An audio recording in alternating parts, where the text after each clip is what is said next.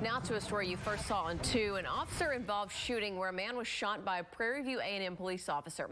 The shooting happened about 30 miles away from the university in Belleville. Sally Mamdou is joining us live from Prairie View, where there's still a lot of questions about how and why this all happened. Sally?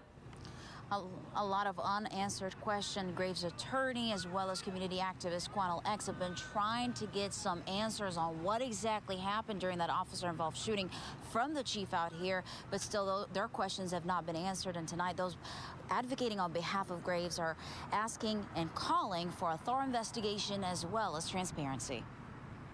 20-year-old Dietrich Graves, who's a father to a 5-year-old son and soon to be married, is now fighting for his life. We're outraged that this particular cop believes that he can take it upon himself, ignore all protocols, ignore all policy, and yet jump out of a car and panic when the young man ran and shoots at him and shoots him in the neck.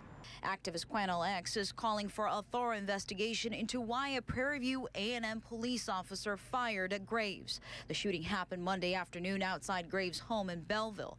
The Texas Rangers, who's leading the investigation, says the officer was attempting to serve a deadly conduct warrant and Graves was considered to be armed and dangerous.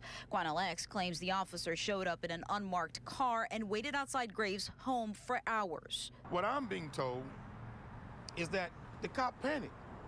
When he saw the young man dart like he was getting ready to run, the cop says, start shooting. This is what I'm being told by law enforcement who are involved in this case. Quanell X says when local authorities responded to the shooting, they were initially confused. Then this police officer, when the police do come, the cops pull their guns on him, put him on the ground, and disarm him because they thought he was a suspect shooter because they had no idea that he was a law enforcement officer executing a quote-unquote arrest warrant. Prairie View A&M's chief of police, Keith Jamison, declined to comment on what took place Monday afternoon that led to the shooting. Tonight, Quanell X, as well as Graves' grandmother, are calling for transparency from the chief. And I just want the truth to come out. I want, the officer, I just want justice for him. Because nobody deserved to be shot down the way he did.